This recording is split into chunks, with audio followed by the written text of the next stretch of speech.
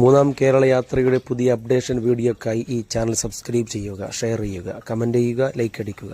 മൂന്നാം ദിനം കോഴിക്കോടിൻ്റെ മണ്ണിലേക്ക് ബഹുന്യരായ പേരോട് ഉസ്താദിൻ്റെ സിറാജുൽ ഹുദയുടെ സ്വീകരണം നമുക്ക് കണ്ടു നോക്കാം. വീഡിയോ.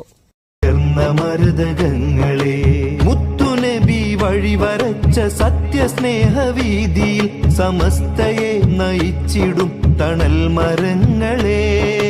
മുത്തുനബി വഴിവരച്ച സത്യസ്നേഹവീതിയിൽ സമസ്തയെ നയിച്ചിടും തണൽ മരങ്ങളെ.